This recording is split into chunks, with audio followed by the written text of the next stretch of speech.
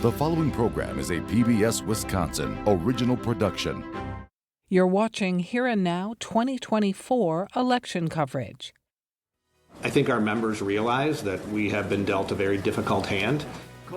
Republicans hedge their bets and pass the governor's redistricting maps. Democrats are skeptical, sure that this must be a political maneuver. I'm Frederica Freiberg. Tonight on Here and Now, Congresswoman Gwen Moore on what she calls a sham impeachment, and the latest in clashes over border security. The governor's redistricting maps passed through the legislature. We asked Senator Mark Spreitzer why Democrats voted against them, what El Nino weather means for spring crops, and how refugee resettlement is dividing western Wisconsin communities. It's Here and Now for February 16. Funding for Here and Now is provided by the Focus Fund for Journalism and Friends of PBS Wisconsin.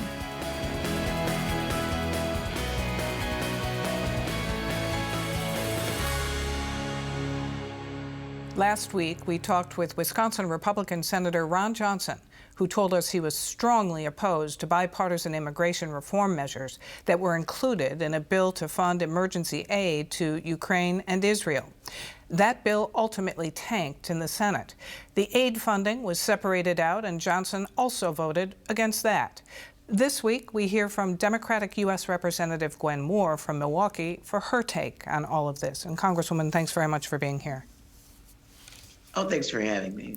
So at this time, as you well know, it hasn't been called to the House floor, but what is your position on the $95 billion emergency aid bill passed out of the U.S. Senate?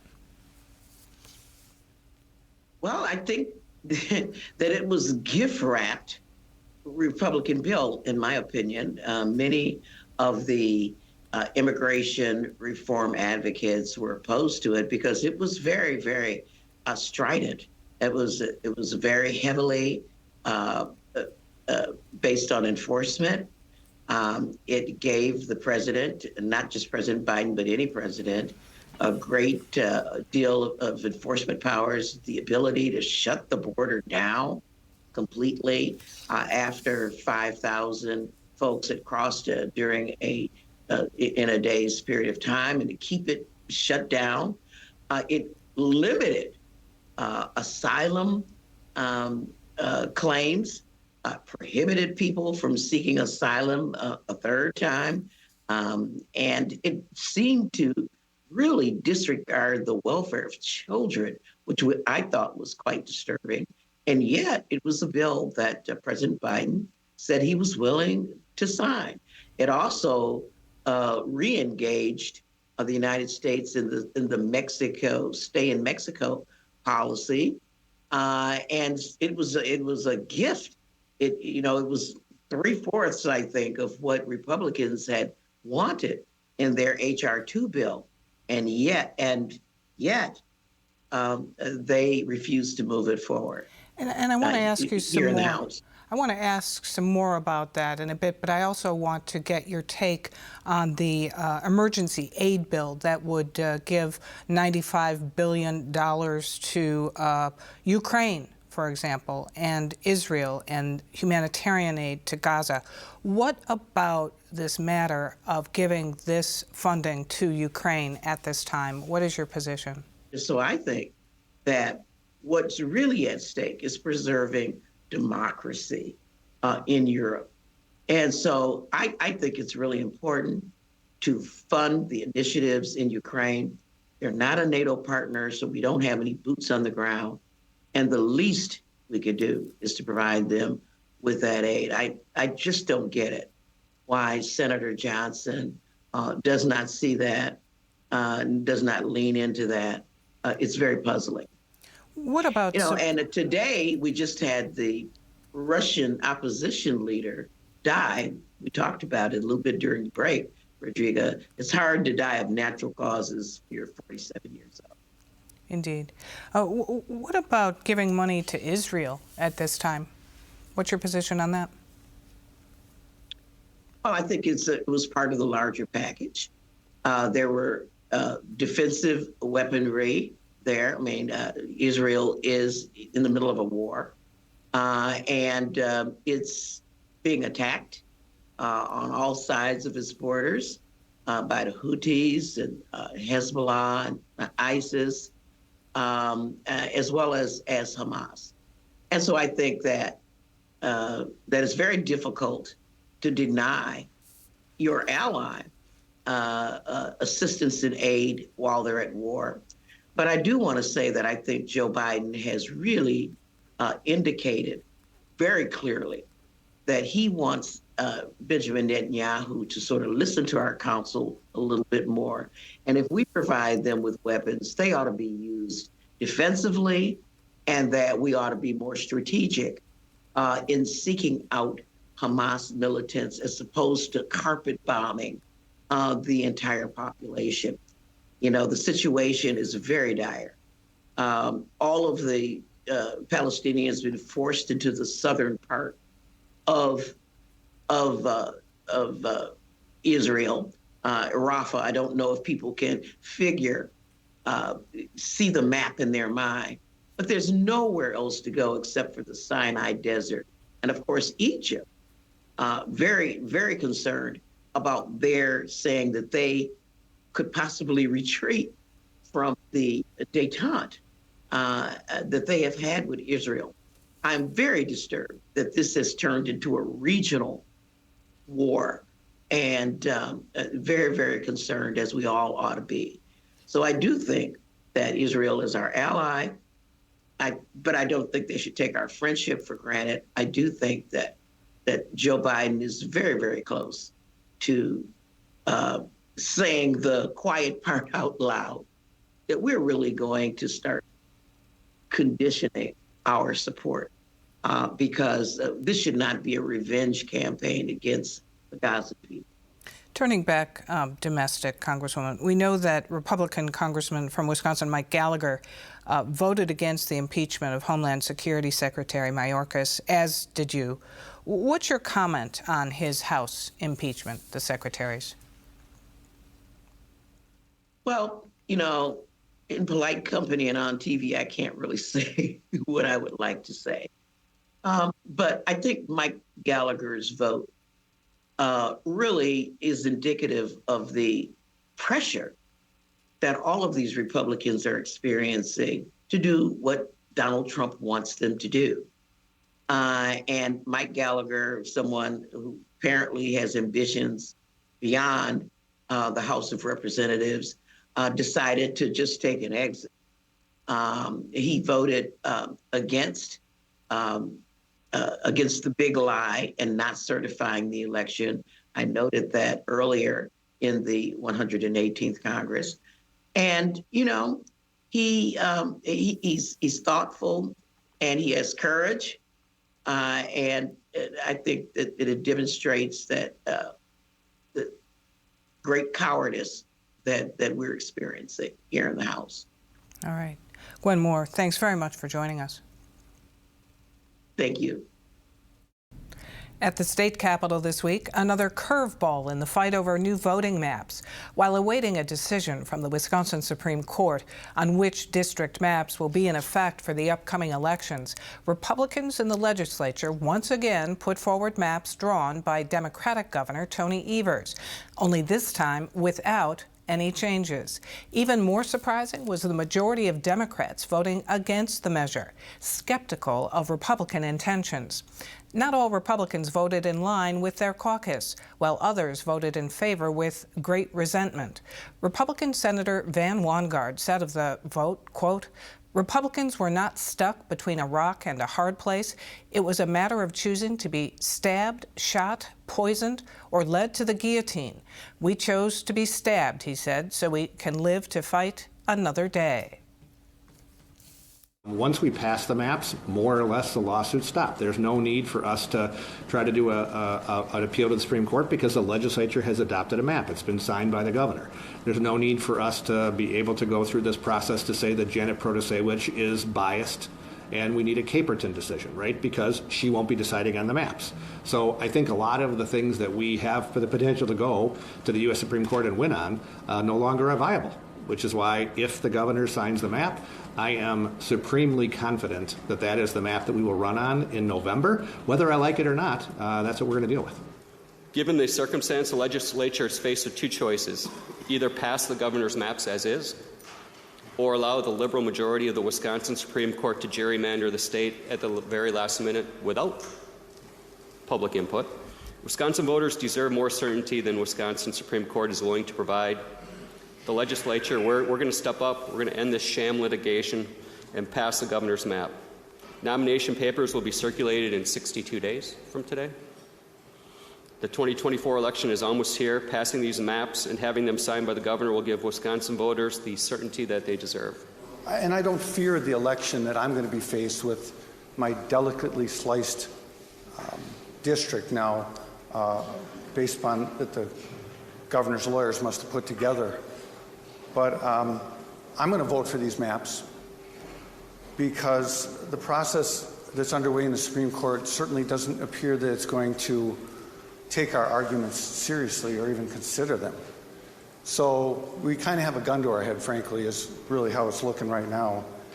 And I mean, I'm going to go out on a limb that says the governor, as he has already indicated, he said that he does sign these maps, because I really don't think he wants to be so hypocritical or so partisan that he would veto his own exact maps that he has put forth.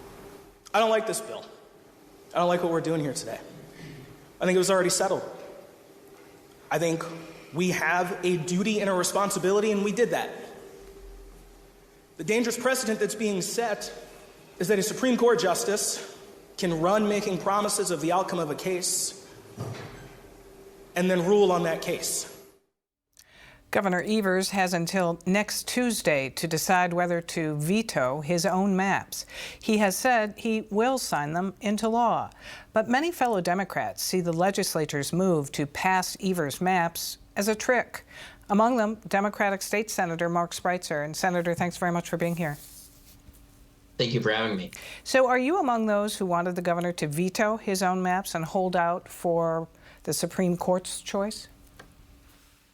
I trust Governor Evers to make this decision and to consult with his lawyers and figure out what the best path to fair maps is. Obviously, his map is one of 4 fair maps that are pending before the state Supreme Court. I do trust the state Supreme Court to make the decision on what the best map is, whether that's one of these 4 or whether to make any tweaks or anything to any of those 4 maps. I also trust Governor Evers to decide if signing this map is the best path to get fair maps that we can all have going forward. There was a question with what actually came before the State Assembly and the State Senate to vote on, that although it was a clean version of the governor's map, we had a question about whether the bill itself was a clean bill because it doesn't cause the map to take effect until this fall's election. And right now we have a map that is unconstitutional, that the Wisconsin Supreme Court has said can't be used for any future elections. And there's a recall effort against Speaker Robin Vos. There's a special election that's needed in the 4th Senate District. And so there's some unanswered questions if this bill is signed into law about what map those elections are held on and what map exists between now and November. Those questions could be answered by going back to the state Supreme Court and trying to get clarity, but that's something I think Governor Evers needs to look at as he's making this decision.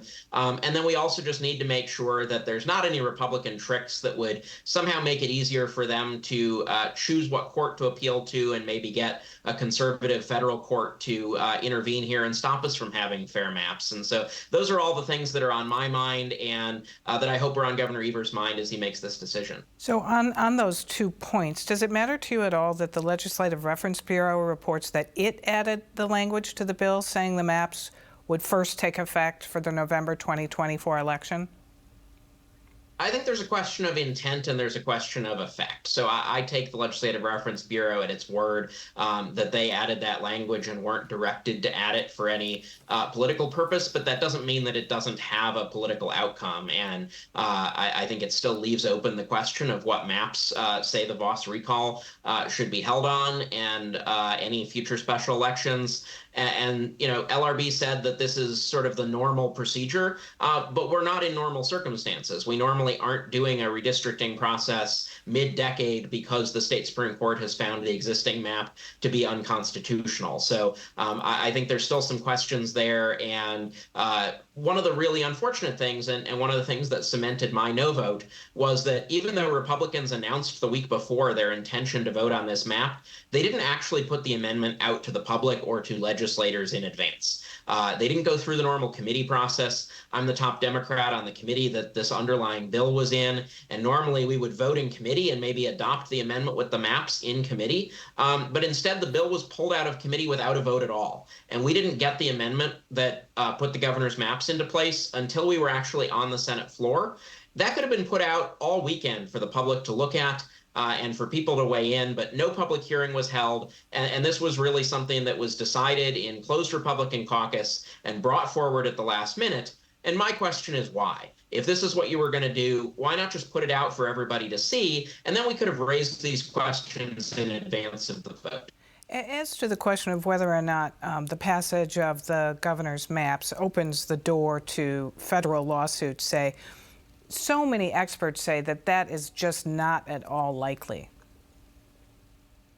I have certainly heard folks saying that's not likely, and I hope it's not likely. I hope that if this is the map, that we can all run on it and not risk further lawsuits. But I also know that there are very credible lawyers like Mark Elias, who has won numerous cases on election-related issues around the country, who've raised concerns here. I have not had a chance to talk to him directly. I am not a lawyer, and that's something where I wanted to take the cautious approach and say, you know what, this is moving really quickly. We don't have answers to these questions. I'm going to vote no, but the governor has plenty of lawyers around him that he's talking to, and I trust that if he decides this is the right thing to do, he'll either sign or veto this accordingly.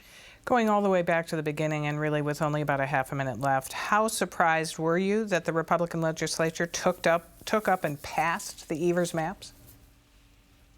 I was surprised. Republican legislators just a couple weeks ago were talking about how terrible these maps were, but I think they ultimately decided that they wanted to control the process here and control their own destiny. And that's another reason I voted no. I don't think politicians should be cherry-picking maps. I think the people of Wisconsin should be picking their politicians, their elected officials. And so I just did not want to be in a position of deciding what map was best for political reasons. Leave that to the governor, leave that to the court. Senator Spreitzer, thanks very much. Thank you for having me. This winter has seen record high temperatures caused by a mixture of an uncommon weather event called El Nino and the more common climate change. Those warm temperatures caused a surprise tornado in Evansville last week, causing an estimated $2.4 million worth of damage. Here and Now reporter Aditi Debnath has more on what a warming climate means for Wisconsin. At the start of the new year, heavy winter storms hit much of Wisconsin. Along with bitter cold, storms brought more snowfall than the state saw in all of December combined. Although that snowstorm was not abnormal for a Wisconsin winter, the sub-zero cold felt extreme because temperatures before and after the storms were above freezing. February returns back to the unusually warm temperatures that marked the beginning of this winter. The unseasonable warmth is likely due to climate change and a weather event called El Nino, when rising temperatures in the Pacific Ocean cause a warmer winter and less snowfall. It also means a dry winter. A dry El Nino winter could prolong the effects of drought conditions in a third of the state. This has a particular impact on farmers. Although the snow is melting because it's warm during the day, at night it's below freezing, so the soil stays frozen. The frozen soil is unable to absorb the snowmelt and remains dry until the spring thaw, at which point farmers need wet soil to germinate young crops. This December marked Wisconsin's warmest and driest on record, with temperatures between 5 and 9 degrees warmer than average. About 740,000 Wisconsin residents currently live in areas of drought, particularly in the northern part of the state. While El Nino comes along every 3 to 5 years, the effects of climate change could bring these conditions in more Wisconsin winters to come. For Here and Now, I'm Aditi Debnath. Turning to western Wisconsin, the Chippewa County Board of Supervisors passed a resolution this week calling for a pause on plans to bring refugees to the Chippewa Valley. While the resolution is non-binding, it sends a message that mirrors some of the division within the community. Marissa Wojcik reports. We began just an exploratory process. Last spring, World Relief began looking for a community where refugees could find a new home. And we began a process of, consulting with local leaders, governmental leaders, as well as school boards, law enforcement, potential employers, apartment, landlords, local churches, and other faith and nonprofit organizations, and really came to the conclusion that this is a community that is really eager to welcome refugees. And we proposed that to the federal government, which has the ultimate authority on where refugees are resettled. In the fall, they held a public hearing, and local news began covering plans to resettle roughly 75 refugees in the area. I started to get many calls, emails, calls. Representative Karen Hurd's district includes the east edge of Eau Claire. Are we prepared? Do we have the infrastructure in place? And we'd like our city elected officials to be able to evaluate it. She said not being aware of the plans made her unprepared to address questions and concerns. It was just that the public wasn't aware of it. Because 75 people coming in from Minnesota or another state, they're coming here on their own. They have the money to come here on their own. They're moving their families here and they get a job. I mean, they're people like you and I. But these are people that are most likely going to be dependent upon services. World Relief says that's typically not the case. There's a very strong focus on the federal refugee resettlement program to help refugees find work within the first 90 days after they arrive and be economically self-sufficient as quickly as possible. And Western Wisconsin has a lot of job needs actually right now, so that we can provide people who are authorized to work was actually a win-win. I am supportive of people coming to our country as long as they're coming legally. So yes, absolutely, let them come. She says her issue is proper public notice and input. World Relief says they did have conversations with local stakeholders, as is required in the Federal Refugee Act of 1980. It says agencies like World Relief must work in close cooperation and advance consultation with state and local governments. The law also outlines criteria, ensuring a refugee is not resettled in an area highly impacted. But this doesn't go far enough for Representative Hurd. She authored a bill that outlines specifics for contacting local elected officials. Is what you have in your mind the equivalent of permission? No, not at all. Input. That's all this is. Could we be at the table too? The reason that we're opposed to this bill is we think it is not necessary. We think that there's already a robust process for community consultation. We went through that process very carefully. The proposal says if a local official connects with a federal or nonprofit agency relating to refugee resettlement, it must be reported to every city, village, town, county, and school district touching a 100-mile radius from where a proposed refugee would be placed. Each local body contacted must take it up as a meeting agenda item and take public comment. It's very conceivable that every single preliminary conversation about the possibility of refugee resettlement would need to trigger more than 1,000 meetings, followed by follow-up meetings that would be required, followed by potential resolutions in communities that are unlikely to ever see a refugee resettled into their neighborhood or into their community. I don't think it's a burden at all. It's actually very minimal. Because they just have to be notified, and if they want to be a part of the discussion, they can send a representative. So it'd be those interested parties that want to. But representatives in Congress take issue with more than just notice. In a letter from Congressman Tom Tiffany to the Eau Claire City Council, he wrote, "Plans by a controversial NGO to resettle a large number of refugees, potentially from Somalia, Syria, and other unstable countries in the Eau Claire area have raised understandable concerns among local residents. Given the dangerous conditions in these countries and the Biden administration's alarming track record when it comes to vetting newcomers, it is inconceivable that the local community would be kept in the dark in this way." There's been a lot of questions on, what countries are people coming from? our view is that's the federal government's job to figure out, is to determine that these people have indeed fled a well-founded fear of persecution, which is the legal definition of a refugee, that they've been thoroughly vetted by our federal government. I think a lot of the concerns that people have are based on confusion, which is really understandable because the dynamics at the border, which are really important, are in the news every single day. And Representative Hurd agrees. I would say there is confusion unequivocally. There is a huge difference. A refugee is vetted by our government, and it's a very rigorous process they go through that takes years and years for them to finally be approved. Because of this and other steps outlined in the 1980 federal law, World Relief worries about the message this bill sends. Is it stigmatizes refugees. It implies that we need this notice and potential resolution process about the arrival of a small number of people from these countries. The narrative in the press and the community has been dominated by a small minority opposed to the planned refugee resettlement. In January, the Eau Claire City Council unanimously passed a resolution affirming support of refugees making Eau Claire their new home. I think the vast majority of people in Eau Claire have been very enthusiastic about this idea of welcoming a relatively small number of refugee families to the community. Earlier this month, the first family arrived in the area, coming from the Democratic Republic of Congo. For Here and Now, I'm Marissa Wojcik. For more on this and other issues facing Wisconsin, visit our website at pbswisconsin.org and then click on the News tab. That's our program for tonight. I'm Frederica Freiberg. Have a good weekend.